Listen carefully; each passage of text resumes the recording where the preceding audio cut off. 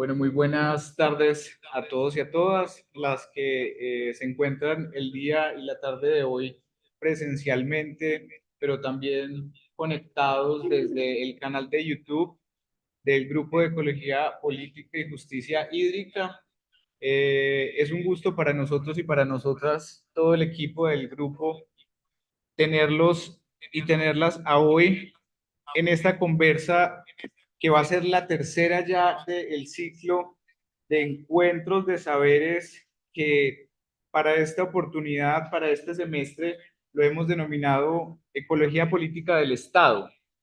Ya hemos tenido varias intervenciones en lo que va corrido del semestre. Recordar un poco que la primera sesión tenía que ver con una introducción a la ecología política del Estado desde un aspecto más teórico y conceptual. La segunda tiene que ver o tuvo que ver sobre la gestión territorial ambiental y los derechos humanos en el licenciamiento ambiental, donde tuvimos la oportunidad de tener a varios representantes de la ANLA. Y hoy nos encontramos de nuevo en este encuentro de saberes del Grupo de Ecología Política y Justicia Hídrica para hablar sobre la geopolítica de la extracción y los conflictos territoriales. Recordemos que este es un espacio colectivo, autónomo, donde convergemos personas que estamos interesados e interesadas en compartir colectivamente nuestras experiencias, nuestras formas de vivir, nuestros conocimientos, nuestras prácticas alrededor de los temas ambientales, de las luchas territoriales y de las formas de porvenir y de las formas como los territorios están día a día intentando resistir a muchas formas, en este caso de extractivismos y de conflictos ambientales y territoriales. Para el día de hoy vamos a tener con nosotros a la profesora María Soledad Betancourt, quien voy a leer acá un poco del perfil sobre la profesora. Ella es economista de la Universidad de Antioquia y magíster en estudios urbanos regionales de la Universidad Nacional, investigadora y socia del Instituto Popular de Capacitación IPC en temas de desarrollo, territorio, ordenamiento territorial y minería, derechos humanos. En los últimos años ha profundizado sobre el campo de los derechos humanos y empresas, los derechos de la naturaleza y especial énfasis en aspectos de reparación territorial, minería, ordenamiento territorial y concentración de la tierra. En los últimos años, listo, pues su vida ha tenido pues distintos matices en cuanto a lo académico, pero vamos a dejar por el momento ahí. Entonces, el encuentro del día de hoy se denomina Geopolítica del Extractivismo y los Conflictos Territoriales. Vamos a tener entonces un espacio de 40 minutos en el que la profesora nos va a contar un poco sobre su presentación del día de hoy y luego, como es costumbre en el grupo y en estos encuentros, vamos a tener la oportunidad de conversar alrededor de estos temas y poder recoger la palabra colectivamente al respecto. Entonces le doy la bienvenida a la profesora María Soledad Betancourt y en este caso ya es su espacio. Muchas gracias. Bueno, muchas gracias a Denise y a todos ustedes y todas por la invitación. Un gusto estar compartiendo aquí, pues digamos, lo que voy a, como se leía en la presentación, me he dedicado más, digamos, más a temas de investigación desde el IPC y los temas son más aquí en casos de Colombia y de Antioquia en particular, ¿sí? En la década de los 90 más el mundo del trabajo, después globalización y territorio, y desde el 2013 más metido en temas de conflictos territoriales y minería y derechos humanos, ¿sí? Entonces digamos que lo que un poco voy a compartir es algunos casos a propósito del tema minero asociado a los temas del ordenamiento territorial, para provocar a partir de ahí la discusión. Pues yo creo que de ustedes que llevan ya rato en este grupo, de geopolítica deben saber más que yo, entonces creo que voy a aprender más de lo que ustedes saquen aquí. Yo creo que la idea es esa, pues provocar más una conversación y en particular a partir, digamos, de lo que es el extractivismo, sobre todo en el sentido de que a partir, digamos, de la implementación a fondo del modelo neoliberal en América Latina y en Colombia, en particular a partir de los 90, pues lo que se ha planteado es que se reinstaló un modelo primario exportador. O sea, en general América Latina ha sido, como dicen muchos de los ambientalistas, un exportador de naturaleza, como lo dice Harvey, somos un exportador de naturaleza porque hemos exportado básicamente materias primas, pero en todo el periodo de sustitución de importaciones, pues se intentó hacer un énfasis, digamos, en industrializar las regiones de América Latina y se disminuyó un poco, digamos, esa dependencia del extractivismo. Entonces, se vuelve de nuevo en los 90 a profundizar algo que ha sido, digamos, la marca de la relación de América Latina con el mundo, que es depender mucho de la exportación de materias primas. Y, digamos, desde mediados de los 90 y fines de los 90, principios de los 2000, en el caso de Colombia, digamos, la vuelven a situar como el nuevo dorado, ¿cierto? A propósito, digamos, de todas las disputas territoriales, se va a situar como el nuevo dorado. Entonces, un poco ahí como para hacer esa introducción y partir de que pues nosotros partimos siempre en el IPC que los territorios están en disputa, ¿sí?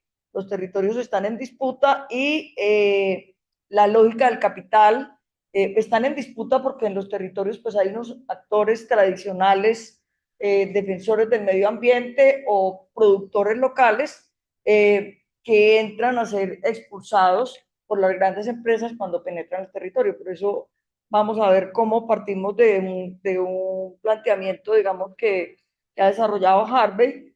No, perdón, primero como traer a colación a Fassborda en el sentido del ordenamiento territorial, porque yo creo que inclusive a partir de esta geopolítica, a partir de las lógicas del poder y a partir de la justicia, yo creo que la categoría de ordenamiento territorial es fundamental, porque yo creo que es la categoría que está en disputa. Ahorita cuando vemos en el plan de desarrollo del actual gobierno que el quinto eje es ordenar el territorio alrededor del agua, pues hay una disputa central, ¿cierto? O todas las discusiones que ha tenido la gente en los distintos territorios. Nuestro oro es el agua, ¿sí? O no a la mina, sí al agua, ¿sí? Esa ha sido, digamos, como la disputa y está fuertemente asociada con los temas del ordenamiento territorial.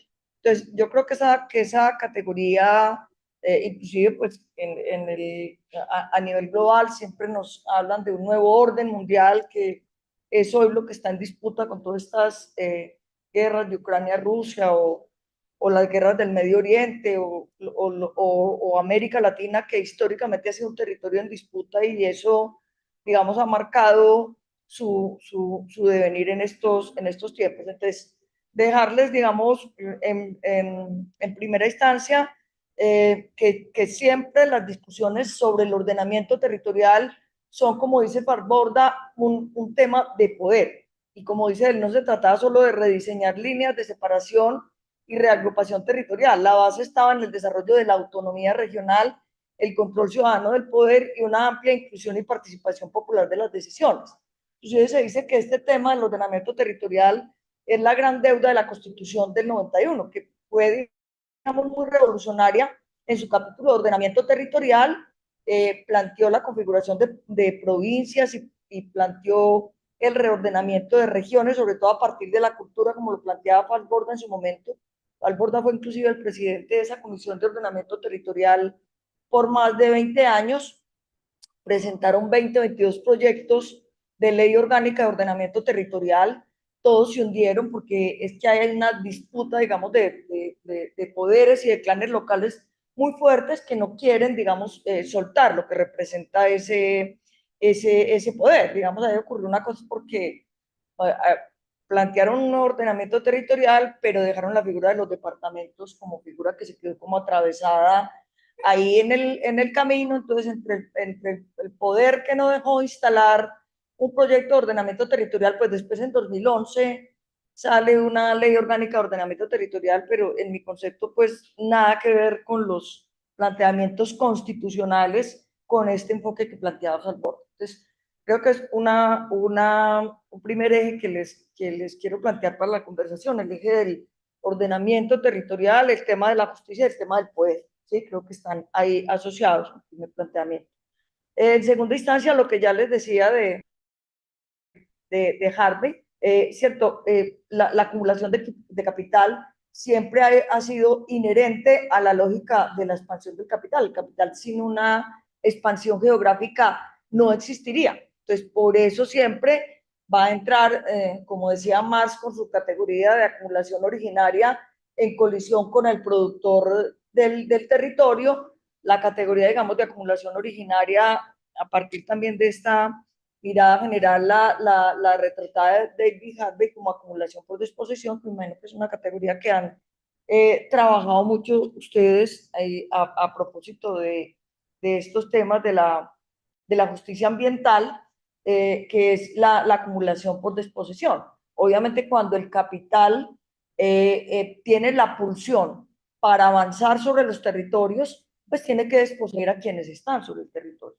¿Sí? No es gratuito entonces que en Colombia tengamos casi de las 9, más de casi 10 millones de víctimas registradas, entre 8,5 y 9 millones son desplazados, desplazamientos forzados, ¿sí? Hombres, mujeres, familias que han sido desplazados de su territorio.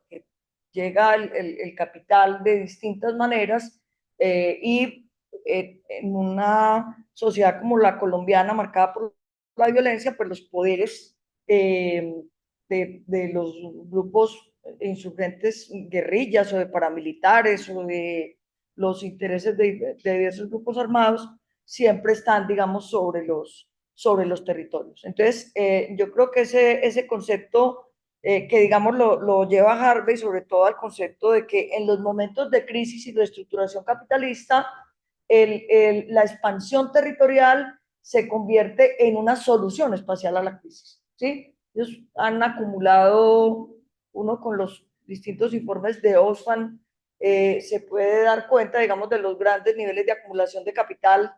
En el último informe, si no estoy mal, decía que los 5 más ricos del mundo que después de la pandemia duplicaron sus fortunas, se podrían gastar $1.000.000 diario durante más de 400 años, ¿sí? Esa es la magnitud, digamos, y representa la misma riqueza que puede tener, digamos, la mitad de las personas más pobres en el mundo. Entonces, también cualquier análisis que partamos de aquí tiene que partir de esos niveles de desigualdad profundo que teje la lógica del capital y que se profundizaron con el modelo neoliberal. ¿Sí? Entonces, vamos con la categoría de ordenamiento territorial, la categoría de una solución espacial a la crisis desde la lógica del capital, la categoría de, retomando a Marx, acumulación originaria o acumulación por desposesión, categoría retrotraída por Harvey, como para que vamos haciendo, digamos, el hilo del planteamiento. Aquí muy rápidamente, este es un esquema que yo siempre en distintos cursos lo uso, es un marco categorial que hicimos cuando hicimos el trabajo de globalización, cadenas productivas y redes de acción colectiva, retomando las categorías de la Escuela de la Regulación Francesa a propósito del seguimiento a la lógica del capital en el territorio, ¿sí? Entonces, ellos siempre trabajaban, digamos, por lo menos en la línea francesa de Alain Lipies, trabajaban tres categorías, una que era paradigma industrial, otra el régimen de acumulación y otra el modo de regulación. ¿Sí? Inclusive muchas veces una de las críticas que se le ha hecho a la escuela de la regulación es que a veces perdían de vista ese concepto del territorio complejo, entendido como un espacio socialmente construido, aunque no, digamos, no todos los autores, pero digamos que hay un planteamiento central. Ahorita muy rápidamente hablamos de lo que significan las tres categorías para que miremos la importancia que tiene a la hora de ver estos temas del ordenamiento territorial y de la geopolítica con respecto a propósito, digamos, de las políticas y las disputas que se tejen. Y la categoría de configuración espacial, que, digamos, la retomamos más nosotros de la corriente de geografía económica, ¿sí? Porque, digamos, hasta los años 60, que yo creo que es una cosa muy interesante para los temas de la geopolítica, la economía, la ciencia económica venía por un lado y la geografía venía por otro. Eran, digamos, dos ciencias separadas que empiezan a dialogar en los años 60 y constituyen su propio cuerpo categorial, mirando, digamos, como una, no como siempre lo consideró el capital, el espacio como un soporte de actividades económicas, sino una relación dialéctica entre espacio, territorio y actividades económicas, una relación dialéctica. Uno se relaciona con el otro, pero es una relación de doble vía compleja y genera conflictos, porque detrás de todo eso está ese ordenamiento territorial o el concepto de territorio entendido como un espacio socialmente construido. ¿Sí? Entonces, esa importancia le dábamos nosotros al ubicar desde las corrientes de la geografía económica el de configuraciones espaciales o configuraciones territoriales. Muy rápido, pues el paradigma industrial es la relación en cada periodo de la historia del capitalismo entre el desarrollo tecnológico existente en su momento, ¿sí?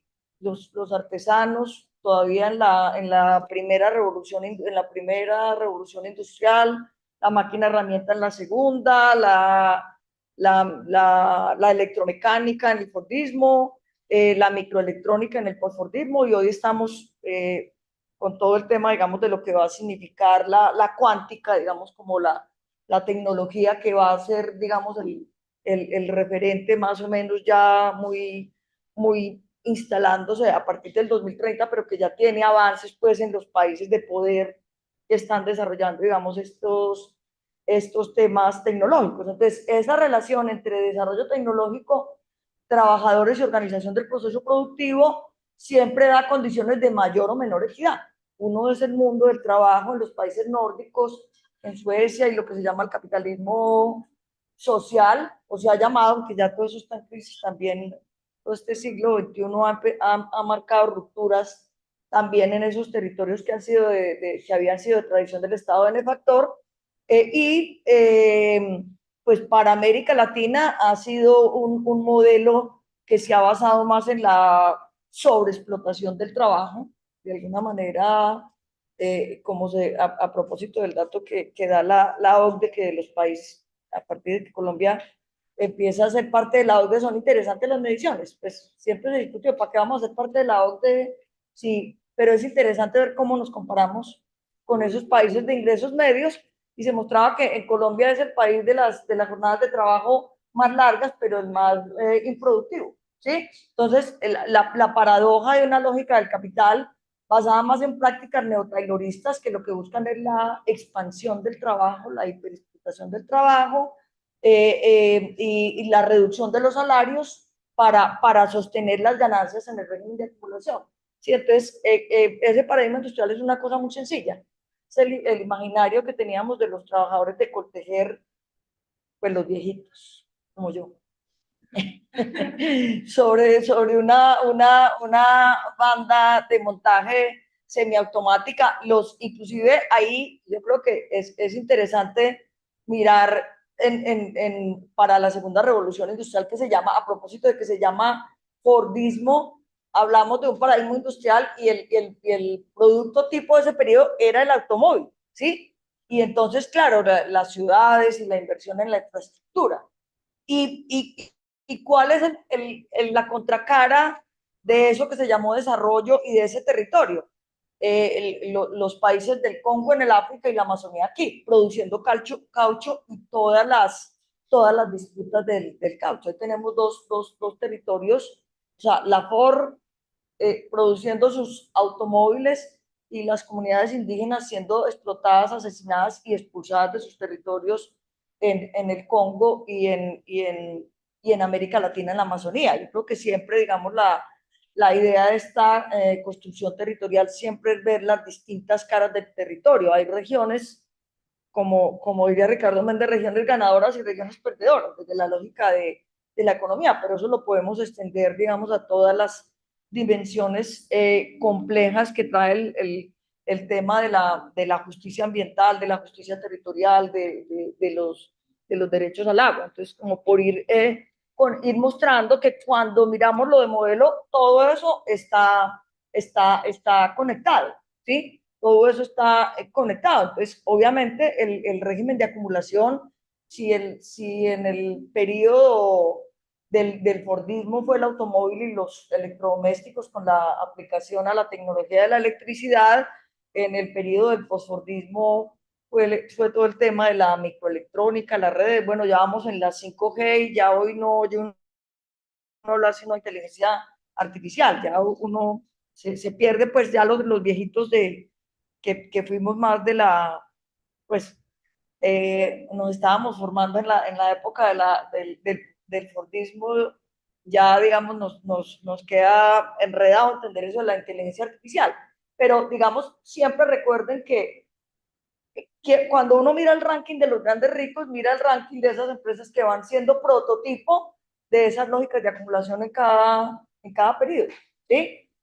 Mucho tiempo Bill Gates estuvo de primero, digamos, en el ranking de los más ricos del mundo. Nunca ha bajado pues del quinto, creo yo. No sé si ahorita bajó al sexto de pronto, pero por muchos años estuvo en el primer lugar y ahorita se ha movido mucho entre el quinto y el segundo lugar. Ahí, digamos, esas acumulaciones de esos que llamamos los grandes cinco ricos que duplican sus fortunas y que tienen más fortuna que la mitad de la humanidad, se van haciendo en el marco de esas lógicas de regulación. Y eso se los permite el modo de regulación. Allá podemos ver las políticas, ¿sí?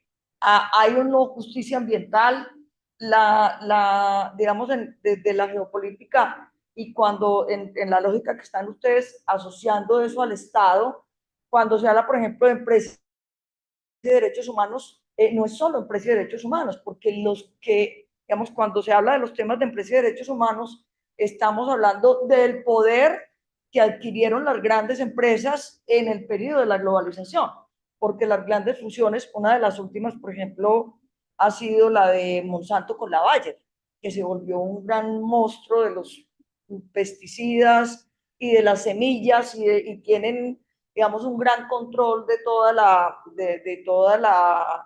la agricultura y toda la producción y la tierra y la producción de semillas en el mundo. Es una megafusión que removió, digamos, pero permanentemente, digamos, todas estas décadas, ese ha sido el proceso, hacerse más grandes y ser y ser más poderosas que los estados, ¿sí? Pero simultáneamente la transformación que dio el Estado puede ser un Estado que se ponía al lado del más débil, a veces, ¿cierto? Sobre todo en los países con estados de bienestar fuertes, a ser un Estado que se pone al lado del capital, ¿sí? Yo por eso nunca he compartido mucho que cuando se habla de neoliberalismo se habla de la reducción del Estado. Yo creo que no hay una reducción del Estado. Hay unos cambios en las funciones del Estado que operan para posibilitar esa lógica de expansión del capital, ¿sí? Cuando el huevito, el huevito de Uribe, por ejemplo, en sus dos periodos, el huevito de la confianza inversionista, ese es el huevito que rompe fronteras para que entren con todos los permisos los capitales extranjeros al país a hacer distinto tipo de explotaciones y obtener ganancias extraordinarias. Entonces, el Estado se ha convertido paradójicamente siendo el protector de los derechos humanos y supuestamente un Estado nacional, se ha constituido el Estado que en muchas ocasiones, con alianza con las grandes empresas, tanto nacionales como multinacionales, porque las grandes nacionales también ya hacen parte de la red de capital global, ¿sí? Han permitido, digamos, esa reconfiguración territorial y esa expoliación de los territorios, ¿sí? Entonces, no ha sido sin el Estado. Esa expansión del capital ha sido de la mano de los Estados-nación, que se han reconfigurado en función de esa lógica del capital y en alianza con las empresas han permitido, digamos, esa expansión. Y yo creo que, por ejemplo, en el modo de regulación, ese tema de las famosas alianzas público-privadas, todo ese análisis de las alianzas público-privadas son alianzas que para las vías 4G, que para no sé qué, para la expansión allá, todo eso nos va mostrando, digamos, ese poder y todo eso está en los marcos regulatorios. O si pongo un ejemplo, pues pongo el huevito de Uribe, que sobre todo en el 2005 fue más dominante, digamos, las políticas que se hicieron con respecto a la confianza inversionista o el primer plan de desarrollo de Santos con las 5 locomotoras del desarrollo, y una de ellas era la locomotora de la infraestructura, la locomotora minera, cierto, que como tal, una locomotora sobre el territorio, expandiendo sobre el territorio, borrando muchos actores del territorio y entrando a tener sus intereses, ¿sí? Entonces, en el modo de regulación encontramos tanto políticas como actores. Yo creo que esa es otra, digamos, reflexión que les quiero dejar. Uno, y muchas veces en los análisis, a uno siempre le tienen que hablar de empresas, ¿sí? De empresas. Entonces, tal empresa. Pero detrás de las empresas están esos grandes ricos, esos grandes poderes globales, ¿sí? Cuando hablamos aquí de los Gilinskis y del dueño de Semana, que acaba de hacerse a Nutresa, esa es una familia, los Gilinski. Cuando hablamos del Grupo Aval, pues estamos hablando del señor Sarmiento Angulo. Cuando hablamos de uno, estamos hablando de Santo Domingo y todo lo tenemos ahí al lado, la geopolítica territorial del de uno. O sea, es muy importante que siempre que vamos a mirar los actores empresariales, siempre miremos quién hay detrás, cuáles son, porque son personas de carne y hueso, ¿sí? Hay una cosa muy interesante que traía el informe de, yo no sé, yo me voy extendiendo más de la cuenta en cada cosa, pero no, para, ¿no? Más conversadito, no pensaba hacer esto tan largo, pero el informe de Naciones Unidas del 2011 que se llamó Razones para la Esperanza, ¿sí?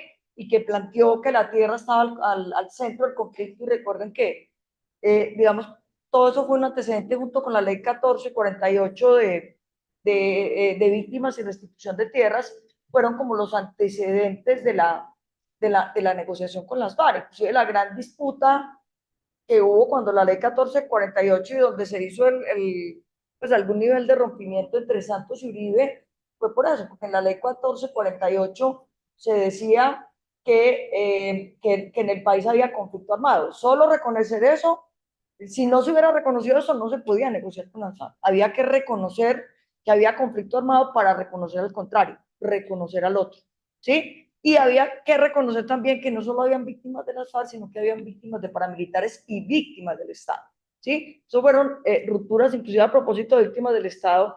Creo que pues, después se pasa recordar también que tenemos el triste ranking de ser el país donde más se asesinan líderes ambientales. Colombia es el país y lo mantiene, lo sostiene, muchos de ellos en la Amazonía, ¿sí? Entonces,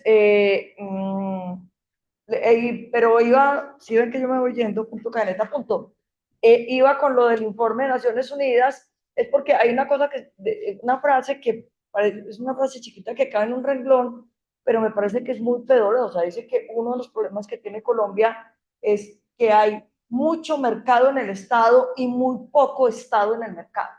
Eso me parece yo siempre en ese momento pues estaba Néstor Humberto Martínez. Miren esa disputa por la fiscalía. Esa disputa por la fiscalía no es cualquier cosa, ¿sí? ¿Qué hizo Néstor Humberto Martínez? Salvar de toda la responsabilidad del Grupo Oval frente a lo de Odebrecht. Y para eso necesitaban a Néstor Humberto Martínez en la fiscalía. Tenía un rol, digamos, poderoso de representación no del Estado, sino de las empresas, ¿sí? Lo mismo Barbosa. Por eso ahorita, digamos, ante la elección de la nueva fiscal, eso es allá en el modo de regulación una disputa tan grande, porque ahí hablando de justicia, a propósito de la justicia, ahí se están disputando intereses grandes porque ellos saben las responsabilidades que tienen como empresarios en todo ese proceso. Y obviamente, pues el tema de la reconfiguración territorial la podemos ver en cualquier territorio minero o la pueden ver cuando van aterrizando en Urabá y ven la extensión de bananeras o ve uno la extensión ganadera o aterrizan en el valle y ven los cultivos de azúcar o digamos esas imagen o lo que vemos en lo urbano, cada cosa nos puede dar la idea de cuáles son los poderes que están en disputa ahí en esa configuración territorial, ¿sí? Entonces, aquí ustedes saben qué extensión tiene Colombia, extensión continental.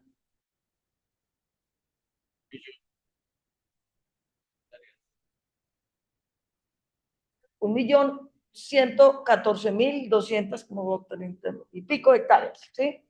Es más o menos 1.200.000 y algo más hectáreas. Yo creo que todo, digamos, esa información es importante tenerla, porque cuando yo digo ordenamiento territorial y disputas territoriales, estoy diciendo qué pasa con ese territorio. Cómo, y hay una cosa que se maneja, digamos, desde el ordenamiento territorial y desde lo maneja pues el Instituto Geográfico Agustín Codazzi, que es el tema de las vocaciones y los usos, ¿sí? La tierra puede servir para algo, ¿sí? Que es lo que técnicamente se define, pero el uso es finalmente para lo que yo lo uso, ¿sí? Entonces vino la crisis del café en el eje cafetero y era la mayor región productora de café, pero vino la crisis del café por la competencia con Vietnam, se quebraron todas esas fincas cafeteras y las volvieron turismo, ¿sí? Entonces, ahí ves, digamos, esos escenarios de esos impactos que van teniendo, digamos, esos cambios en la reconfiguración territorial. Entonces, también eso muy rápido, como para decirles que son unas categorías que como toda categoría en los análisis ayudan, ¿qué es lo que es una categoría? Ayuda a ordenar el pensamiento, ¿sí? Entonces, cuando estas categorías tienen un nivel de abstracción que me sirven para mirar la historia de la lógica del capital en sus momentos de crisis y reestructuración a través de la historia. Entonces yo puedo mirar esos momentos de crisis donde opera eso que dice Harvey, que siempre en los momentos de crisis hay una solución espacial, ¿sí? Hay una disputa hacia dónde me expando, y ahí viene todo el tema, digamos, de las guerras y todo lo que hay ahí. Entonces, el país tiene esos 114 y pico de millones de hectáreas, está en lo de vocaciones y usos, que vuelvo y me pierdo. Entonces, el país en sus vocaciones tiene entre 15 y 20 millones de hectáreas aptas para ganadería, pero tenemos casi 40 millones de hectáreas aptas para ganadería. Esto significa que se ha más que duplicado la expansión de la ganadería sobre el territorio. Tienen la tercera parte del país expandida en ganadería, ¿sí? Y eso tiene costos sobre el agua, sobre el territorio. No es raro que Gana ya esté tan acusado, digamos, de relaciones con paramilitares y con relaciones de despojo, porque es sobre esa expansión, sobre comunidades campesinas, sobre productores agrícolas, que opera esa recomposición territorial.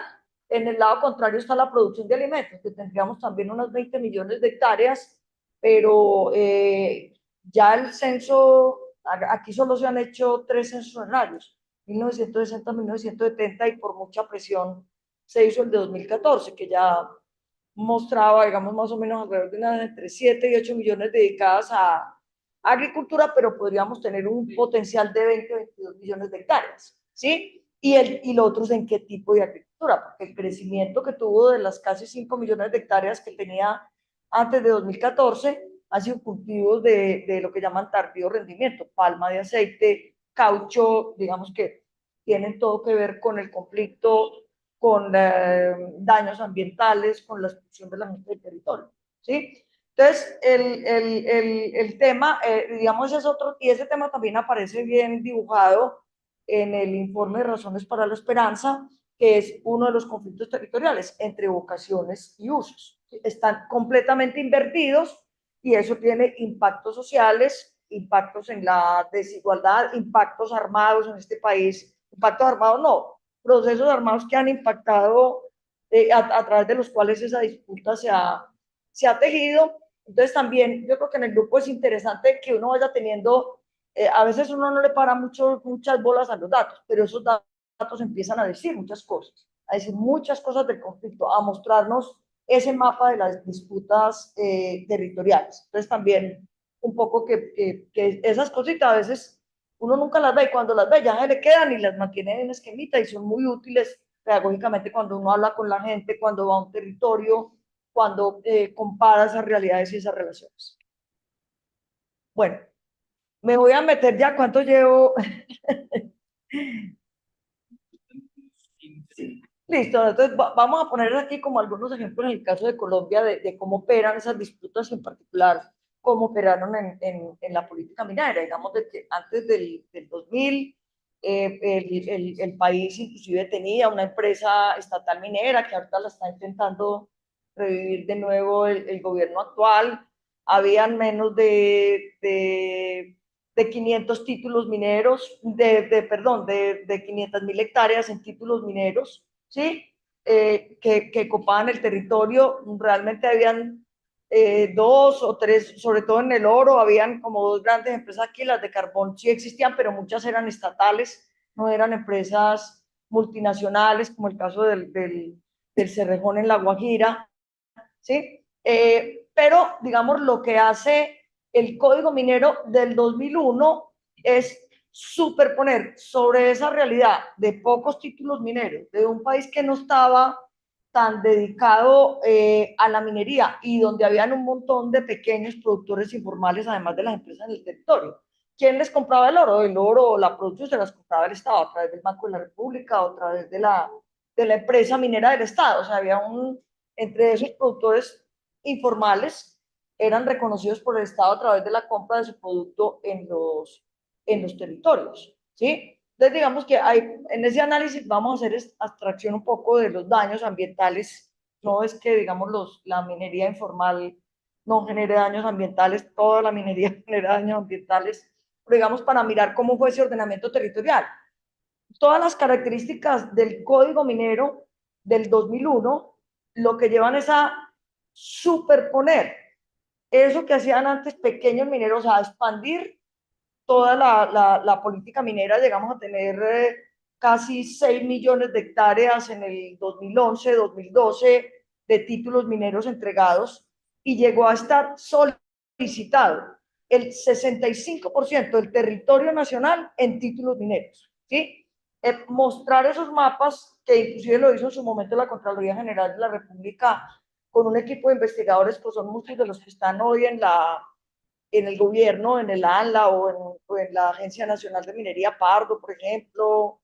eh, Muchos de ellos que están allá fueron los que hicieron este proceso de investigación, y esa investigación llevó a una alarma, ¿sí? No solo la investigación, ya venía la gente de la Mesa por el Agua en Santurbán peleándose por la cantidad de títulos mineros que venían. Entonces, aquí, digamos, con una política, volvemos al modo de regulación, ¿sí? Con una política que fue el Código Minero del 2001, se hizo un reordenamiento territorial en el país. Y hay un artículo en ese Código Minero que hoy se pretende reformar también en el actual gobierno. Está en discusión una nueva ley minera, un nuevo Código Minero. Uno de los artículos era el artículo 13, que decía utilidad pública. La minería es una actividad de utilidad pública. Ponerla de utilidad pública significaba que se pone por encima de cualquier otro interés, ¿sí? Que si ustedes tenían la finquita en el suroeste y allá había un título minero, o dejan trabajar a la minera, o le venden, pero va por encima el derecho de la minera. Y volvemos al tema del Estado.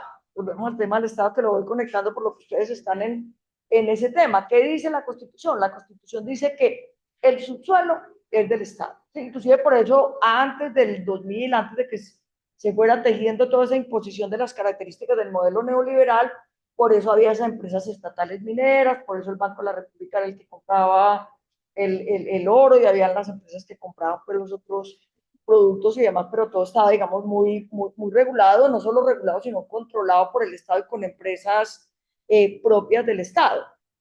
¿Qué es lo que ocurre? Que el Estado entrega títulos mineros a particulares, que fue lo otro que ocurrió con el Código Minero del 2001, que decía que primero en el tiempo, primero en la entrega del título. Entonces, claro, pues por allá los campesinos mineros o mineros que estaban por allá en los territorios, ni idea que había un nuevo código minero. Y fuera de eso, ya todas esas multinacionales tenían georreferenciado y dateado dónde donde había riqueza, donde habían títulos, todo eso. Y una vez hecho y a propósito, digamos, de lo de geopolítica, muchos dicen que realmente ese código minero lo hicieron los canadienses. Vamos, que la mayor cantidad, digamos, de empresas mineras que hay en el país son de origen o tienen una parte de capital canadiense, ¿sí? Entonces, el interés entre el interés de la empresa, la regulación y decir que era de utilidad pública, por ejemplo, de Ecodoro, que estaba en el páramo de Santurbán, hoy tiene, pues, cuando la Corte Constitucional lo saca, demandan al Estado por 750 millones de dólares porque les entregaron un título que después le están diciendo que no. Todo eso porque estamos en tratados de libre comercio con Canadá y eso les da ese poder de regulación en tribunales internacionales. Entonces, por mucho que la Corte Constitucional diga, usted no le puede entregar un título a una minera, pero ya el Estado sabía eso y se lo entregó, entonces la minera tiene derecho a ir a los tribunales internacionales a hacer esa disputa, ¿sí? Entonces, toda esa expansión llevó a que donde eran territorios tradicionalmente mineros, los títulos se le entregaran a las grandes mineras y crearan un conflicto entre pequeños productores, medianos, grandes, pequeños productores y las grandes empresas. Y en los territorios no mineros, Páramo Santurbán, suroeste, Tolima, un conflicto entre toda la defensa del territorio, la defensa del agua, la defensa de comunidades campesinas con esos territorios. Ahí, digamos, aparece una disputa muy fuerte. Y yo les decía que Ecoro, en la Bolsa de Valores de Toronto, sin haber sacado un gramo de oro de allá, sus acciones subían cuando presentaba el artículo 13 del Código Minero. Decía, es que yo tengo mi título allá y si yo, en el caso de que mi título esté sobre una tierra de otra propiedad y esa persona o ese propietario no quiera ceder, yo con este artículo puedo hacer una expropiación con indemnización. Entonces, solo con ese artículo le subían en la Bolsa de Valores de Toronto las acciones a las empresas, solo con ese artículo. Volvemos a lo del modo de regulación, ¿sí? Volvemos a lo del modo de regulación. Si querés, continuemos, que yo creo que ya me va a ir acabando el tiempo. Esta fue la ruta. Miren el impacto de una política, el impacto en el modo de regulación de una política. Miren el área titulada que estaba antes del 2001, inclusive eso, claro, con el primer gobierno de Uribe, a partir del 2012 que empiezan a crecer toda la entrega de títulos mineros, esas barritas son la área titulada por año en cada uno de esos periodos. Después empieza a disminuir porque viene todo el movimiento social, estaba muy empoderado el movimiento de Santurbán en el Tolima, también frente a la Anglo-Guachanti, y estaban todos esos estudios de la Contraloría General de la República y se decía, y estaba ese dato de que el 65% del territorio nacional estaba solicitado en títulos mineros. Entonces, esa alarma llevó, digamos, a empezar a exigir una revisión de los títulos, a bajar la parte de titulación. Hasta lo último que leí, había bajado eso de como el 65% del territorio, como a 13 millones de hectáreas las solicitudes de títulos, que todavía es mucho, ¿sí? Y bajó como a 3 millones y medio de hectáreas la entrega de títulos mineros. En el 2012 estaba superior lo entregado en títulos mineros que lo que teníamos en producción agrícola, ¿sí? Esas son las paradojas del ordenamiento territorial, ¿sí? Así estaba el páramo Santurbán en 2012. Si todo el páramo de Santurbán, esas eran las empresas que estaban en el páramo de Santurbán. La principal era Ecoro, que es la que varias de ellas tienen demandado al Estado, y otras fueron cambiando de nombre, como Glencore después se volvió Ecooro. Entonces, cuando hablamos de geopolítica, tenemos un montón, tenemos Sudáfrica, tenemos Canadá, tenemos Brasil, tenemos aquí el caso de Colombia, ¿sí? Todos, yo muchas veces decía, aquí la suerte de los ecosistemas se decide en la Bolsa de Valores de Toronto, ¿sí? La suerte de los ecosistemas se deciden en la Bolsa de Valores de Toronto. Entonces, inclusive a propósito de los temas que ustedes trabajan de la justicia ambiental y del agua, la gran consigna, digamos, de toda la mesa ambiental del páramo de Santurbán, ha sido que el agua que proviene del páramo garantiza el agua para más o menos 2,5 millones de personas, de toda la gente de la cuenca de ahí para abajo, y hay, digamos, una disputa mayor, porque la disputa ha estado en la delimitación del páramo. Inclusive la primera delimitación que hicieron fue una delimitación ridícula de 11,000 hectáreas, ¿sí? Claro, la gente se resistió y después vino la delimitación como a algo más de 100,000 hectáreas, pero la consigna de la gente es un ecosistema no se delimita, porque entonces lo que hacían era hacer la delimitación por donde quedara el borde de los títulos que tenían las empresas. Entonces decían, claro, es que usted afecta el borde y afecta todo el ecosistema. Entonces, es muy bonito, digamos, una frase que ellos en las disputas siempre decían, los ecosistemas no se delimitan porque son integrales. Entonces, los bordes, si usted toca el borde, desestructura todo el sistema. Es como para que veamos cuáles eran las disputas, inclusive cuando en el... ¿Cómo? Glencore. En Jericó, claro, y ahorita, mire, tienen judicializado, claro, y tienen judicializado ahorita los campesinos que entraron a desmontar porque sin tener inclusive la licencia, se metieron en el proceso exploratorio a hacer un montaje de maquinaria en una finca que les dio permiso, pero el problema es que la gente dice que están afectando, que no es el problema no es el dueño de esa finca, el problema es que están afectando a todo Jericó. Entonces, claro, como los campesinos entraron, inclusive ellos desmontaron la maquinaria y se la entregaron a la alcaldía, creo, a la policía, pero los tienen judicializados a todos porque les desmontaron la maquinaria. Entonces es una disputa de vaya y venga, inclusive los que antecedentes que pudieron parar en forma a la Anglo Guachanti fue en el Tolima con las consultas populares, la consulta de Piedras y la consulta de Cajamarca, ¿sí? Que lograron decir no a la minería y lo hicieron a través de una consulta popular, porque en el suroeste acudieron fue a los acuerdos municipales y ahí inclusive con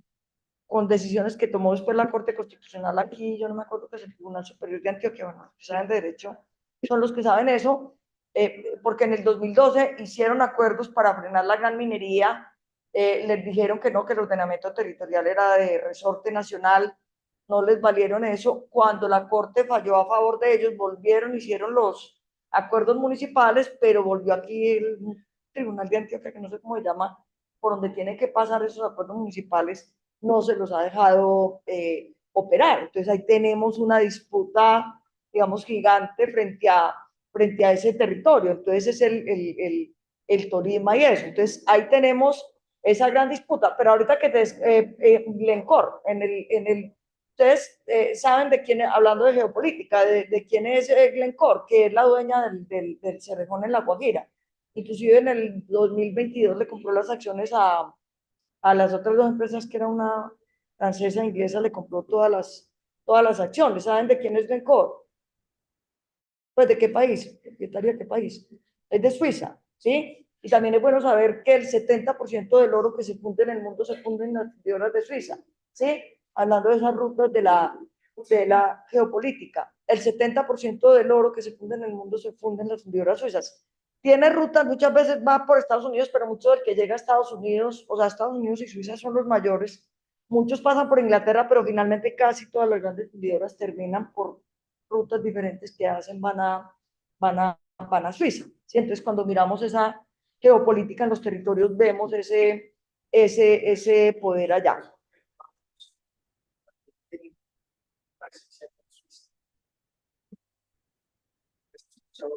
Este tema con los hipótesis que hay en sus bodegas.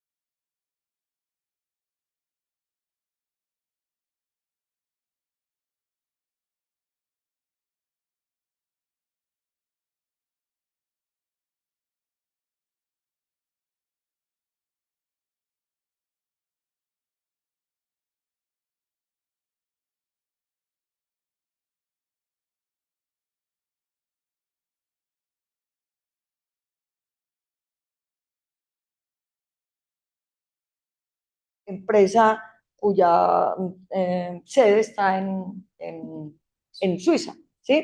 Aquí, hablando del agua, ustedes conocen el Bajo Cauca, se han movido por el río Nechí, ¿sí? Eh, Literalmente uno podría decir que el río Nechí le pertenece a Mineros S.A., ¿sí?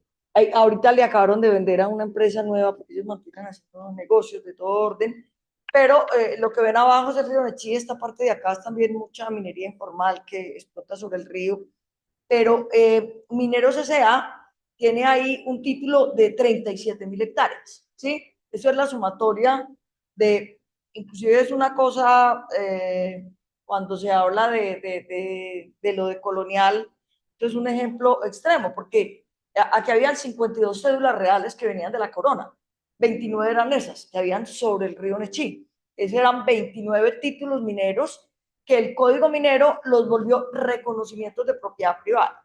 Entonces ahí, en esos reconocimientos de propiedad privada, en esos títulos que vienen de la corona, la empresa minera, ahí no es como el Estado, que le entrega un título, no, la empresa minera es dueña del suelo y del subsuelo y son títulos a perpetuidad, ¿sí?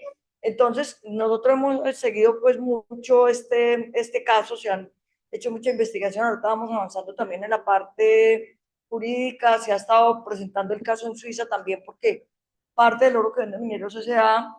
va a través de Argor, de una de las comercializadoras, va a Suiza, ¿sí? Pero digamos eso que ven arriba es el título minero, ¿sí? Que hicieron un englobe de los 29 títulos en 2015, ¿sí? Porque el Código Minero dice que si usted no explota un título lo tiene que devolver, entonces ellos para no tener que devolver, pues porque ellos van avanzando sobre los humedales del río y van explotando.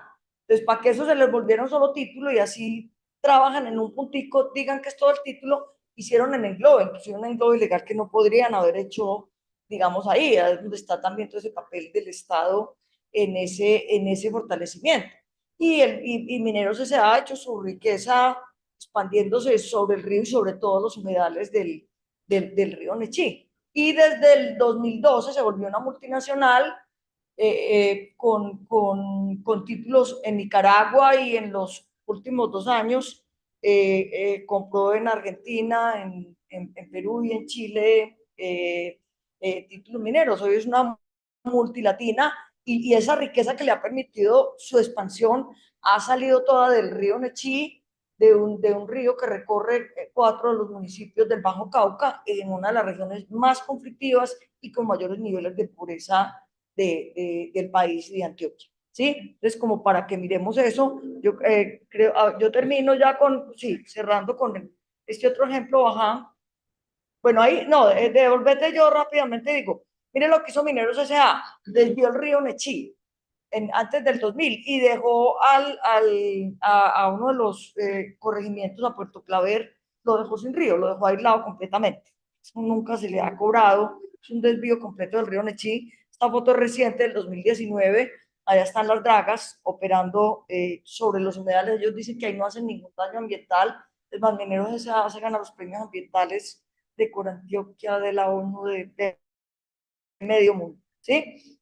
Baja. Solo voy a terminar con esto también para mirarlo de cuando hablábamos de la Anglo Guachanti de Sudáfrica. Este es el título en San Roque, ¿sí? Que es el que ellos han tenido, inclusive, no creo que de pronto se lo vendieron a alguien también en ese territorio tan conflictivo. Y uno dice, bueno, ¿por qué en el Tolima pudieron parar la Anglo Guachanti y por qué aquí no? ¿Sí? ¿Por qué aquí no? Y cuando estaba mirándolo ese título, recordaba una columnita que hizo Vilma Liliana Franco, que trabajó mucho tiempo con el IPC, hizo trabajos de investigación muy interesantes en el IPC, y recordé esa columna que ella había hecho sobre San Roque en el 2005. Si quiere alguien, no sé, si quieres leer el parrafito ahí, si quieres cerramos con eso para la conversación. ¿El que está resultado? ¿Ah? ¿El que está resultado? Sí, sí, si quieres lo lees todo, no, eso se léelo rápido ahí, que ya. Dice, recuerda Vilma Franco. A mediados de los 90 llegó el torrente de la guerra contrainsurgente. Empezó un periodo de masacres, desplazamiento forzado, descuartizamientos, desapariciones forzadas, tortura, pillaje, quema de viviendas, escarnio y humillación pública, retenes y asesinatos selectivos, y de configuración múltiple por parte de las fuerzas contrainsurgentes. Mataron campesinos pobres, organizados y desorganizados, familiares de guerrilleros, ladrones, drogadictos, presuntos auxiliadores, personas que se resistían a pagar un tributo y conductores. Exterminaron el sindicato agrario y asesinaron o condenaron al exilio los miembros de la Asociación de Campesinos de Antioquia. El resultado es un pueblo sin memoria que entendió que organizarse y movilizarse por sus derechos económicos y sociales abre la posibilidad de ser acusado de insurgente y por lo tanto de ser asesinado. Un pueblo preso de la propaganda y que como muchos otros no tiene idea de qué está en disputa. Un pueblo que aprendió el vicio de la obediencia para soportar ese periodo en que los cadáveres eran arrojados, descuartizados en la plaza del pueblo y que muchas fincas de pequeños campesinos fueron expropiadas por la fuerza. Las gentes del pueblo recurrieron a la indiferencia, al silencio y al autoengaño. Franco 2005, la movilización del bloque Héroes de Granada. Sí, si quieres dejamos ahí que ya venimos. Bueno, entonces, un aplauso para la profesora María Soledad Betancourt. Muchísimas gracias por estas reflexiones que trae hoy en esta sesión sobre geopolítica del extractivismo. En las sesiones de encuentro de saberes del Grupo de Ecología Política ha sido, de hecho, una sesión muy estimulante también para pensarse esas escalas mucho más grandes y macro en las que interactúan los estados con los estados, ¿cierto? A través de distintos actores, a través de distintas herramientas, a través de distintas estrategias, como por ejemplo el derecho, la misma constitución, las formas como se espacializa también las disputas por el territorio. Esto entonces me lleva a pensar como en esas dimensiones que uno tendría que tener en cuenta a la hora de también pensarse no solamente los conflictos ya territoriales situados, sino también cómo estos se van juntando y van armando como una red que ya podríamos decir entonces se ubica ya en la geopolítica, en esas interacciones y poderes que van y vienen, digamos, alrededor del mundo y que se van configurando a través de las economías mundo, a través de las políticas mundo, y que en el centro siempre va a estar entonces las disputas, no solamente por lo que se ha denominado, entre comillas, recursos naturales, también los comunes o bienes comunes, otras formas de denominarse, sino también de las disputas que hay en relación a las, digamos, los conocimientos y los saberes que hay territoriales y que se subsumen o que se subordinan también a las digamos, decisiones internacionales. Me parecía muy interesante lo que la profesora María Soledad decía al principio y era que en algunos casos el Estado se ha visto cuando entran en rigor las políticas neoliberales, algunas personas pueden ubicar al Estado como en un lado, ¿cierto?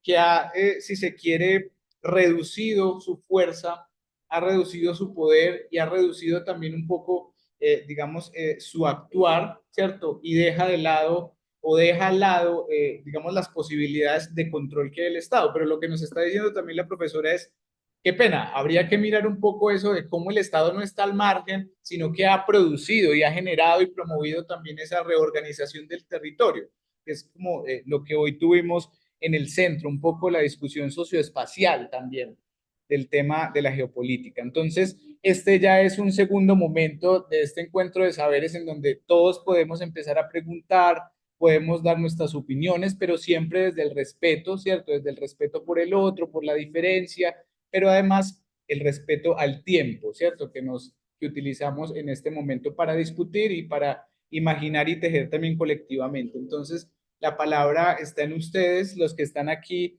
en el grupo o los que están también conectados a través de YouTube.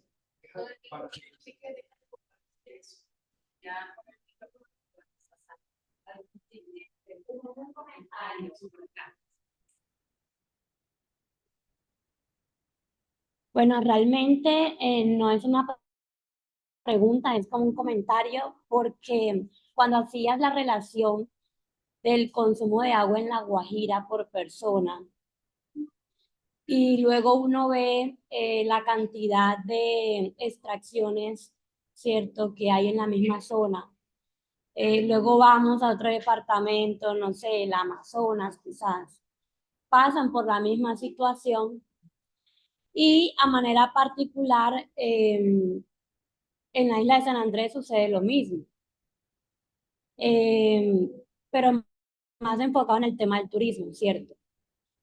Una reducción del Estado, pero que al final, cuando uno se pone a sectorizar, ¿cierto? Uno se pone como a mirar o a ponerle la lupa a esos departamentos, eh, casualmente son comunidades étnicas, ¿cierto? Y ahora que hablamos también en Antioquia, eh, los campesinos, que también son considerados como sujetos de especial protección constitucional, lo mismo pasa con otras comunidades étnicas.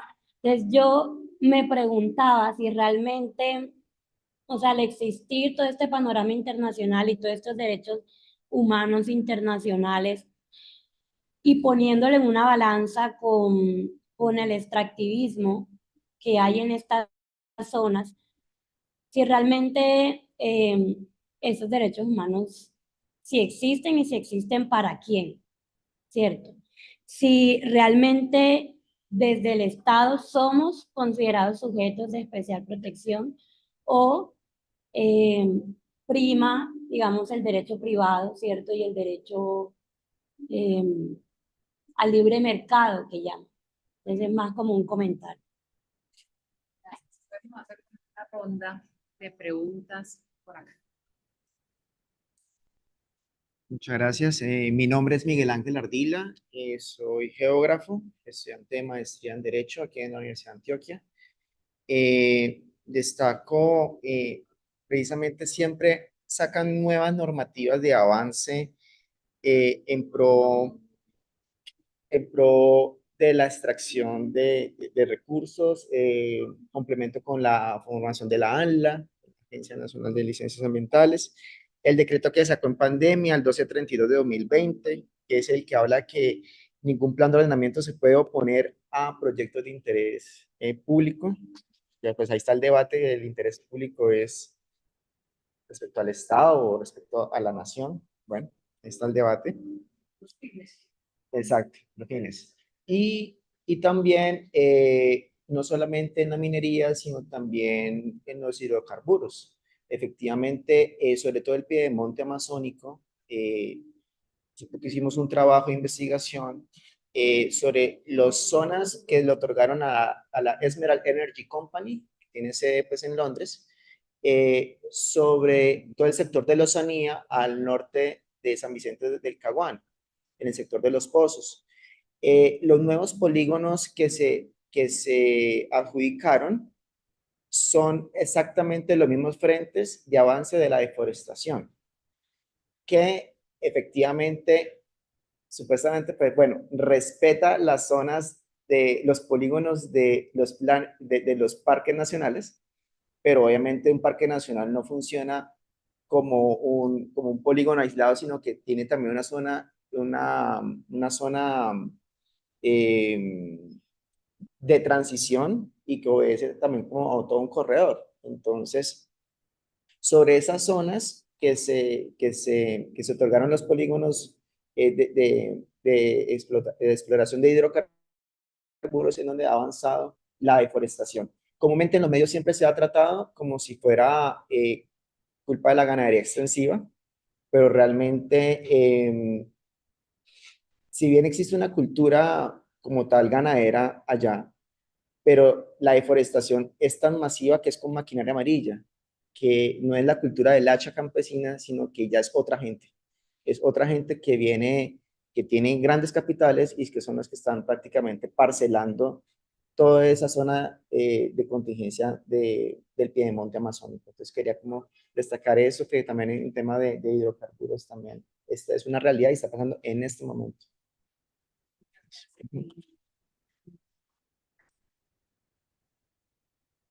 Bueno, no, me llamó la atención la cruz.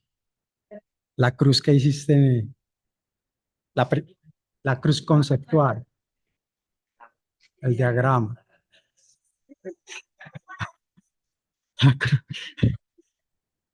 Sí, porque yo lo que veo es que en el centro dice desarrollo territorial, pero uno también podría pensar es como una expansión cultural y es un nuevo colonialismo. Mejor dicho, pareciera que el colonialismo no ha dejado de crecer desde cuando llegó Colón, digamos, solo que estamos en otras nuevas etapas de esa expansión colonial. Entonces me pareció interesante la cruz porque son como esas rutas que necesita esa nueva expansión, ese desarrollo, que finalmente es una cultura del progreso, el desarrollo, ¿sí?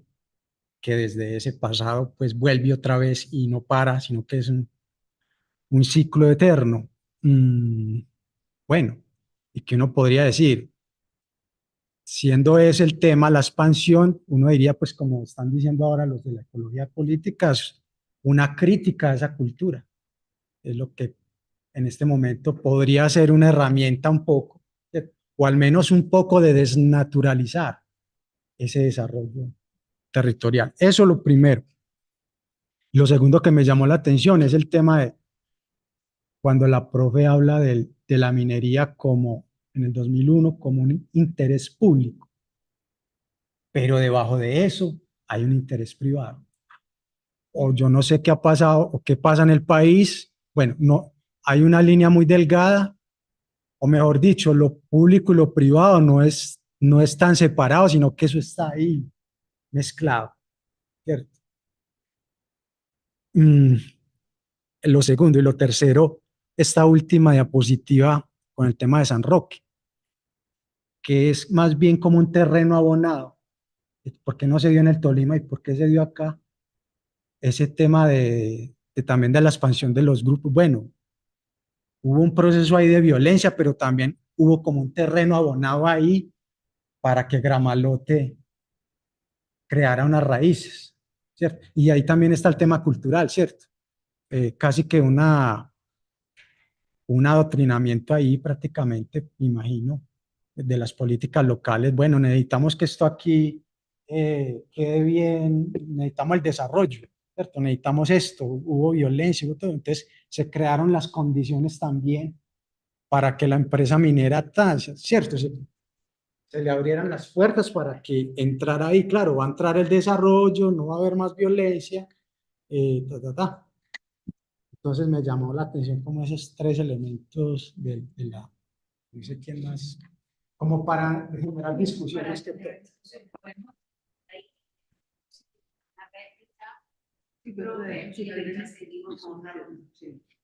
Seguimos. Réplica de parte de la... Sí, creo que el primer comentario que tú haces, yo creo que es una de las reflexiones y que, bueno, mucho tanto en dos ejes que son el eje de derechos humanos y empresa y el otro de derechos de la naturaleza, son ejes muy importantes. Por lo menos yo cuando presento el tema de derechos humanos y empresa, la gran discusión es como tú lo planteabas. ¿Por qué están los derechos de los inversionistas por encima de los derechos humanos? Y eso es lo que está en discusión.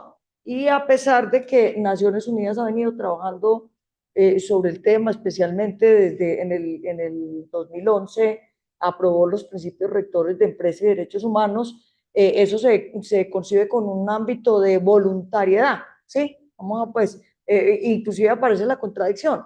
El Estado es el que protege los derechos humanos y la empresa debe respetar y reparar a las víctimas, que son los famosos tres pilares de los principios rectores. Pero en este momento hay, desde el 2014, a propósito de la discusión de la voluntariedad, se creó un grupo que es un grupo para presentar una propuesta de proyecto vinculante sobre empresa y derechos humanos. O sea, para que no sea voluntario, sino para que las empresas puedan ser judicializadas.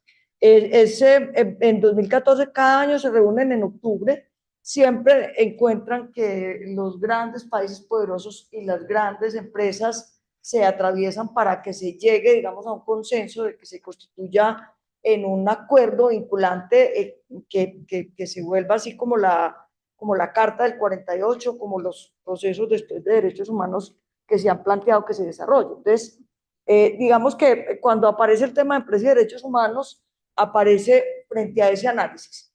La lógica del capital en su expansión global, en su globalización, creó unos monstruos de empresas gigantescas que requieren límites. Entonces se requiere una regulación especial que le ponga límites al capital desde esas grandes empresas, ¿sí? Y yo digo que finalmente cuando uno lee esos debates que se presentan cada octubre a propósito de la discusión del proyecto vinculante, la discusión es esa. Están por encima los derechos de los inversionistas de los derechos humanos.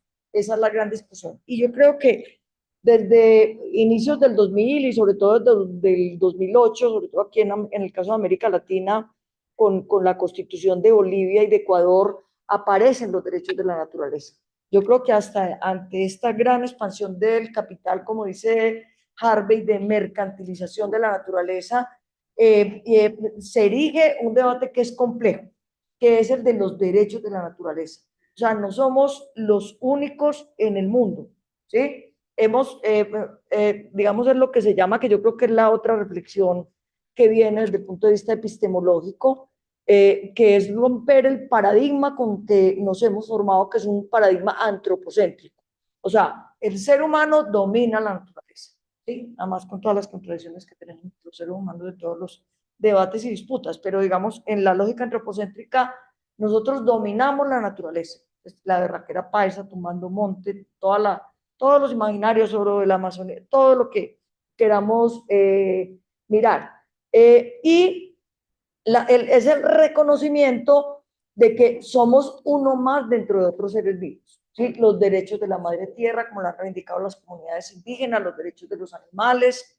Entonces, se habla de que tenemos que virar de una concepción epistemológica antropocéntrica a una biocéntrica. Esa es, digamos, otra de las discusiones que queda, que está en la discusión y que si, digamos, si en el 48, en el mismo año en que se crean el Banco Mundial y el Fondo Monetario Internacional para regular las finanzas a nivel global, aparece la Carta de Derechos como como decían, digamos, para frenar la codicia del capital, ¿sí? Y después, sobre todo los africanos en los 80, pusieron los derechos territoriales y los derechos colectivos, y después viene lo de empresas y derechos humanos, y ahorita lo de los derechos de la naturaleza se vuelve un eje fundamental para discutir estos temas de la geopolítica. Ustedes ven, aquí todo el mundo se rasgó las vestiduras cuando la primera ministra de Minas habló de decrecimiento, ¿sí? Y a todo el mundo se le paró el pelo y esa es la gran herejía. ¿Cómo nos van a hablar de crecimiento si la base del capital es el crecimiento económico? Ese es el otro asunto que está, digamos, en disputa, ¿sí? Y con lo que comentabas de la Amazonía, pues ahí no, el otro territorio que tenía como caso ahí es el de la Amazonía, digamos, porque la Amazonía considerada el pulmón del mundo. Digo que es hay inclusive en la presentación hay un mapa muy bonito que hace la OPIAC, que es la Amazonía, con todos los pueblos indígenas, ¿sí? A pesar de que en Colombia, por ejemplo, la parte amazónica de Colombia es apenas el 6% de toda la Amazonía total, es casi la mitad de nuestro territorio, es el 43% del territorio, y está amenazada por toda esa lógica de expansión del capital. Entonces están hacia el Mayo todos los pozos petroleros, está el oleoducto trasandino, está además los pozos de explotación, o sea, hay se han clasificado como 5 grandes jalonadores de la deforestación en la Amazonía, que son los hidrocarburos, la minería, los incendios, la ganadería y la agricultura también, ¿cierto? Entonces, las vías, pero entonces, detrás de cada incendio viene un hato ganadero, viene una vía y un hato ganadero, o sea, cada cosa está articulada. Detrás de los pozos petroleros vienen asociados. Ahí en la presentación, si ahorita al final da tiempo vuelven y la ponen, y se mira, digamos, el Instituto Sinche hace unos estudios muy interesantes y se ha mostrado cómo ha sido la expansión de la ganadería sobre el territorio amazónico. Hoy son casi 7 millones de hectáreas, pero a inicios del 2020 teníamos 4 y pico millones de hectáreas. En estas 2 décadas se ha expandido sobre casi 3 millones de hectáreas más la ganadería sobre la Amazonía. Entonces podemos ir viendo la mancha que se va sobreponiendo sobre cada uno de esos ecosistemas. Y hay también un título minero de cobre en Mocoa, en el Putumayo también, que es de cobre y se dice que es una de las minas de cobre más grandes del mundo. Allá la gente está en disputa también con esa mina y aparece la paradoja. El cobre como materia como materia prima para las pilas de los carros eléctricos que supuestamente van a proteger el medio ambiente. Entonces empezamos a ver todas las contradicciones que van apareciendo y que van operando y a las que se tiene que enfrentar, digamos, el ordenamiento del territorio. Entonces, esa es, digamos, parte de las discusiones. Nosotros acabamos de hacer un estudio con la TINDAD que era deuda, crisis climática y extractivismo en países de la Amazonía. Participaron 5 países. Ahorita creo que se van a estar publicando informes pequeños, unas aproximaciones que hicimos de lo que está en disputa y la relación también de inequidad con los temas del endeudamiento, que finalmente le debemos plata a los grandes depredadores o sea, los grandes deudores ecológicos y ambientales son Estados Unidos, China, Alemania, Francia, a los mismos que a través de los deudores multilaterales o bilaterales les debemos recursos, pero ellos son los grandes deudores desde el punto de vista porque se han apropiado de un bien público que es la atmósfera y la han contaminado con sus grandes niveles de producción y sus, ¿sí? Entonces, la Amazonía, hoy está en gran discusión la Amazonía porque, pues lo que han dicho desde el ministerio y la ministra ha dicho que cuando la Amazonía llegue a un 20% de deforestación, estamos en un punto de no retorno, ¿sí? Vamos a avanzar hacia lo que se llama la sabanunciación de la Amazonía y estamos a 3 puntos de que, ¿sí? O sea, la actuación es ya. Sí, es una cosa tenaz. No sé qué se me pasó con Felipe. Bueno, aquí Sigamos como siguiendo esta ronda de comentarios, preguntas. Realmente agradecerte mucho, Soledad, porque nos traes una presentación muy rica en datos, pero también yo veo una perspectiva interdisciplinar, tú como economista, o sea, esto quisiera yo resaltarlo, porque cada vez veo menos economistas críticos, ¿sí? Sino muy como siguiendo la línea de lo que sería mainstream, el neoliberalismo, ¿sí? Y muy poca capacidad de argumentar con otras teorías de la economía lo que está pasando. Entonces me encantó todo la manera en cómo haces el encuadre de la economía política, la regulación estatal y el papel que tiene el mercado, el Estado en el mercado, ¿sí? Y la ecología, haciendo todo este diálogo integral que nos has presentado, me parece a mí, esa manera de entender ese desarrollo territorial con regulación, con la configuración espacial, pero también con lo que vendría a ser los sistemas de acumulación, nos dan, creo yo, un punto de análisis para cualquier conflicto de extracción básico a tener en cuenta para entender cómo se está pensando el territorio, cómo se está expandiendo ese desarrollo territorial, que ahora ya no es paradigma industrial, sino un paradigma de la cuarta revolución. O sea, impresionante porque ya es un paradigma de la máquina, de la automatización, de todos estos mecanismos del Internet, donde ya dejamos de ver aparentemente el cambio, sino que es un algoritmo que ahora nos domina completamente, ¿no? Entonces yo tenía como muchas preguntas, porque digamos es fascinante cada uno de los elementos que nos traes. Por una parte, me ponía a pensar eso que decías tú sobre que tenemos mercado en el Estado, pero muy poco Estado en el mercado. Y eso, mercado en el Estado, y eso lo confronta uno sobre justamente el papel del Estado, que ha sido el ciclo de toda esta ecología política del Estado, tratando de entender cuál es el papel del Estado en esos conflictos socioambientales, ¿sí?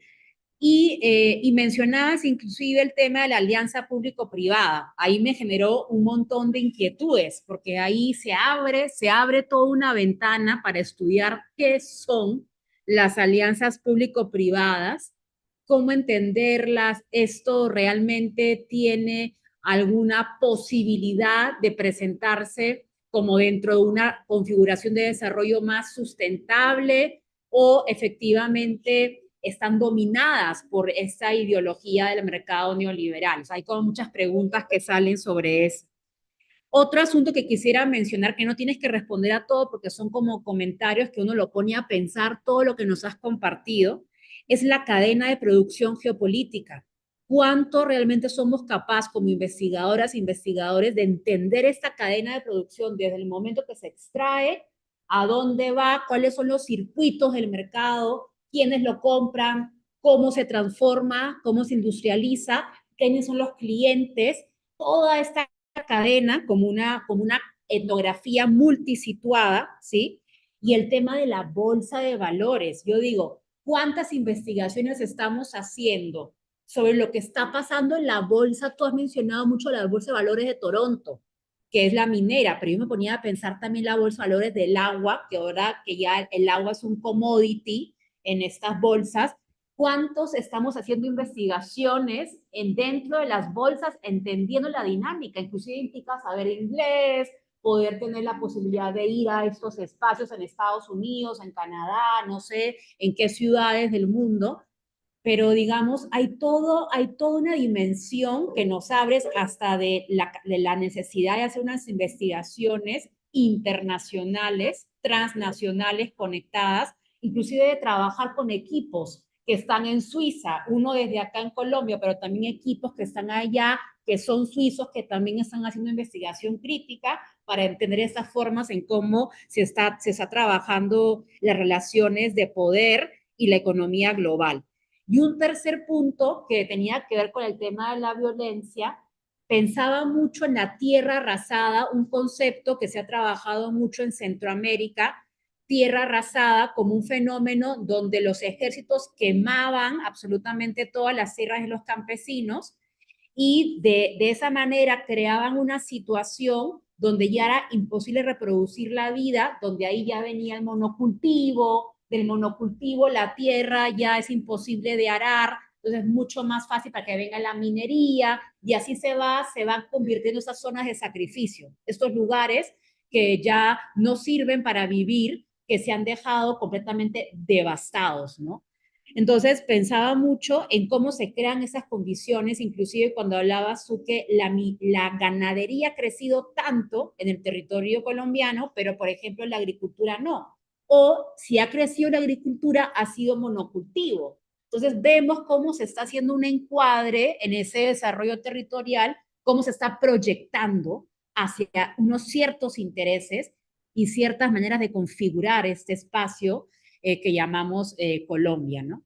Entonces son varios puntos realmente que traes, que te agradecemos mucho porque nos dejas pensando estas reflexiones y teniéndolas en cuenta en nuestros análisis y la capacidad que tenemos como ciudadanos comunes y corrientes de poder decir, no estamos de acuerdo a este tipo de desarrollo, para quién es este desarrollo territorial, qué intereses sí se están lucrando de esto y qué otras poblaciones están sufriendo, lo hablábamos, el sufrimiento socioambiental causado por estas políticas, tanto para los seres humanos y no humanos.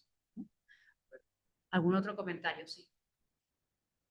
Bueno, yo también quería un poco resaltar que todo lo que nos ha venido presentando en esta tarde, pues tiene que ver con esos múltiples actores que van interactuando en los territorios, ¿cierto?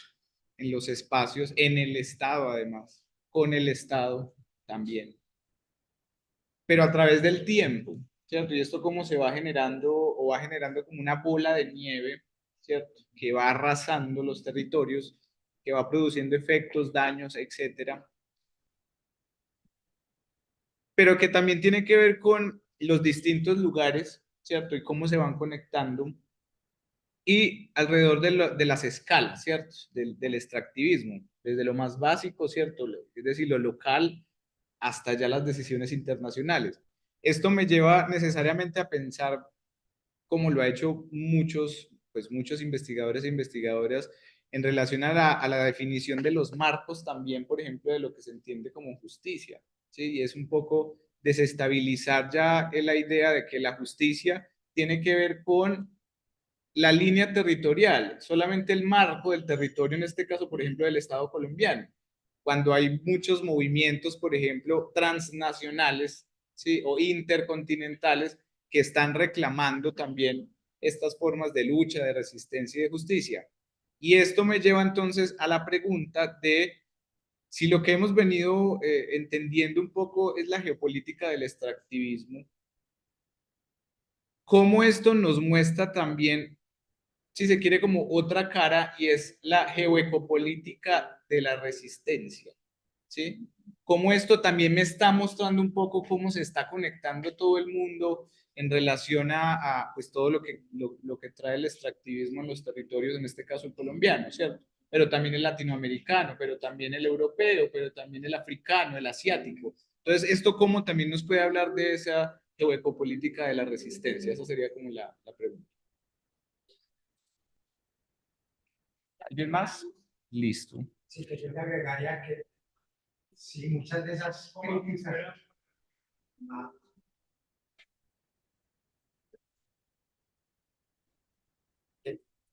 muchos de esos movimientos y esas críticas vienen como desde el sur, digamos, de lo que llamamos el sur, ¿cierto? Las comunidades étnicas, las comunidades afrocolombianas, y es de alguna manera una crítica a eso que se ha naturalizado. Quería agregarle pues como a compañía.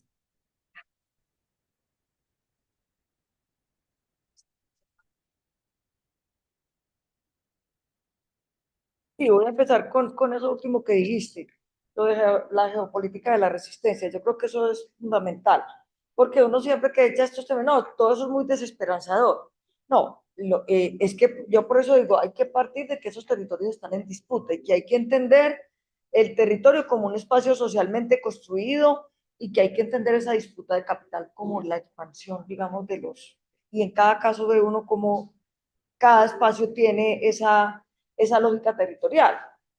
Yo me acuerdo cuando, claro, les decía yo, los estudios de la Contraloría y esos investigadores que estaban ahí, muchas veces coordinados por Garay, otros unos trabajando en el medio ambiente, otros lo de los títulos, otro montón, propiciaron, digamos, una información.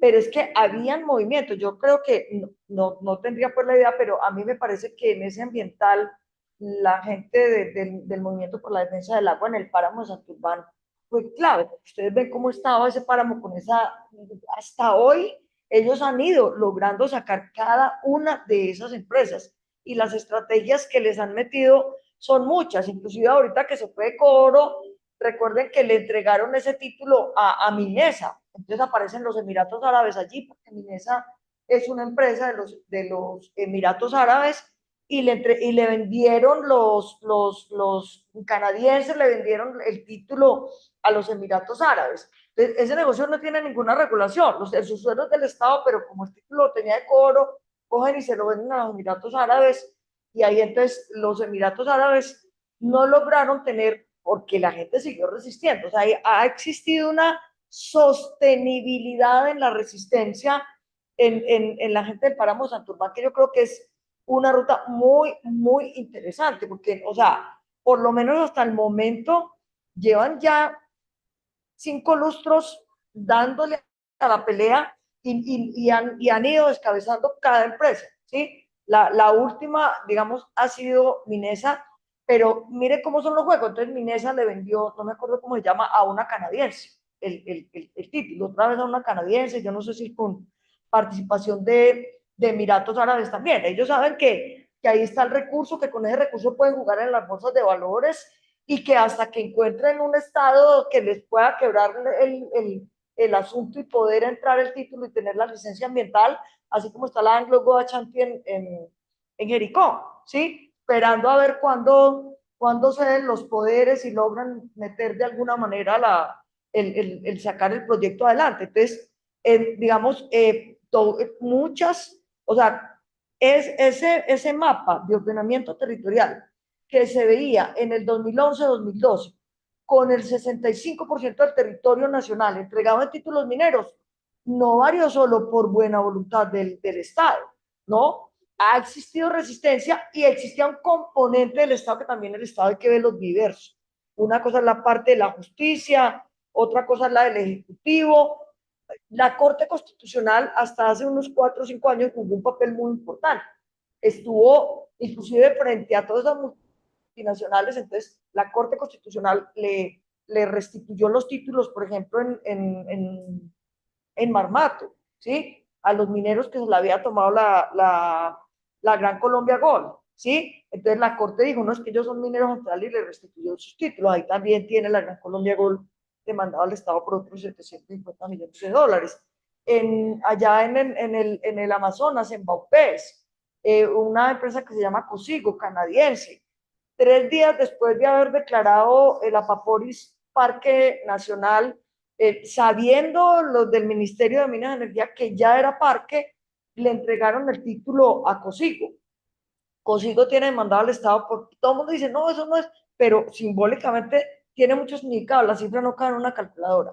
Tiene demandado al Estado por 18 millones de dólares, porque claro, la Corte Constitucional dijo que parque natural no puede dar título, pero sabiendo que habían acabado de declarar hace 3 días el parque natural, el Ministerio de Minas entrega el título. Entonces, mira, ese ordenamiento territorial lo vemos, pero el del medio, cuando vemos los dos mapas, muy interesante lo que tú dices, cuáles han sido las rutas de resistencia, o sea, cómo pudo haber sido, como estaba el mapa en 2012, ¿sí? En ese marco de títulos, 6 millones de hectáreas entregadas y esa otra parte, como 60% del territorio solicitada en títulos. Si no hubiera habido la ruta de la resistencia, en esa ruta íbamos de ordenamiento territorial. Aquí se ha avanzado mucho, pero en ese intermedio, estas 2 décadas han sido décadas de disputa, los actores peleándose en el territorio, y ahí los vemos el día a día en unos territorios más que en otros. Por eso la violencia ha sido un catalizador. Por eso siempre me junté esa cosa de San Roque con ese texto, porque la violencia ha quebrado eso, la memoria, la capacidad de resistir. Eso es lo que buscan y eso, digamos, ha sido muy interesante en un país tan violento que se mantenga la resistencia.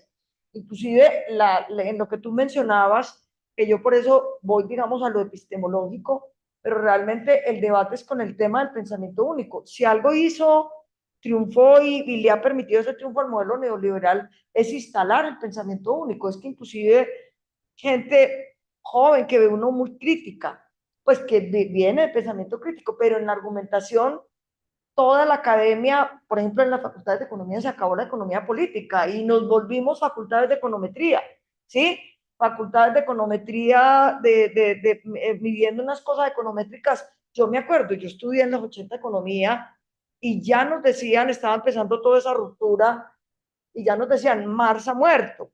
Uno no podía escribir cosas de territorio porque no, eso no es economía, eso es de la sociología, a propósito de lo que decías. Entonces, digo, si algún triunfo tuvo el modelo neoliberal fue en instalar un pensamiento único que nos llevó a creer que el pensamiento, que el crecimiento económico es sinónimo de desarrollo económico, ¿sí? Y por eso lo de la realidad de las vestiduras, cuando hablas de crecimiento, tú ves la expresión ahí. Ya me acordé de lo que tú preguntabas ahorita, que es muy interesante, de cómo nos van instalando esa idea. Aquí, y Vilma, Liliana, nosotros hemos estudiado mucho el mito paisa también, ¿sí? Y Vilma, en un trabajo que hizo sobre poder regional y proyecto hegemónico, hablaba del mito del atesorador, ¿sí? Nos hacen ver el interés particular como si fuera el interés general, ¿sí? Exportar o morir, firmar el Tratado de Libre Comercio o morir, ¿cómo así que van a decrecer? Y entonces las empresas, si no hay empresas, no hay empleo, si no hay empleo, y cómo que los ambientalistas impiden, y porque tiene que haber consulta previa informada, eso hay que reformarlo, eso hay que sacarlo. Entonces, desde el punto de vista cultural, el pensamiento único nos ha impuesto esa mirada que es un mito, que nosotros lo hemos llamado el mito del atesorador. Nos hacen ver el interés particular como si fuera el interés general.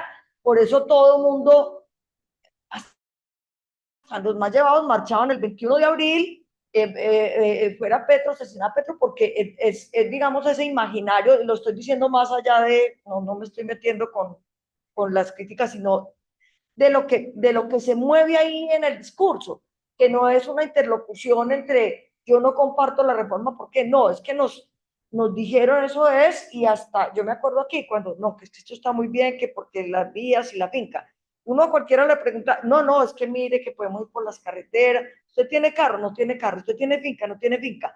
O sea, eso es cierto, hay cosas que se mejoraron con la seguridad democrática, pero instalar en el pensamiento unas cosas, eso ha sido un trabajo muy bien logrado por el pensamiento único y por eso el trabajo es tan difícil, por eso las rupturas epistemológicas y sobre el conocimiento son tan importantes, porque inclusive mucha gente que marcha lo que oye es lo que le dicen todos los noticieros, y no porque no haya críticas al gobierno, hay muchas críticas y muchas cosas que hay que discutir, pero la manera, lo que se pone de presente, se trabaja con mentiras, se trabaja con cosas con los ojos, se trabaja con desinformación, pero la gente ese es el medio de información que tiene, que no contrastamos, no discutimos, y no discutimos porque yo ayer que iba para la marcha, un taxista, y yo le dije, llámame ahí a la Milagrosa, que fue para la marcha. Es, ay, que Petro y que esa reforma y que todo, y vea esa negra cochina.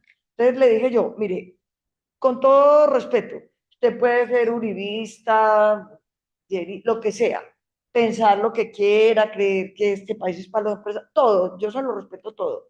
Pero si nosotros hacemos un pequeño esfuerzo, si usted me dice, no comparto lo que piensa la vicepresidenta Francia Márquez, porque, pero si usted me dice negra cochina, eso nos tiene jodidos como sociedad.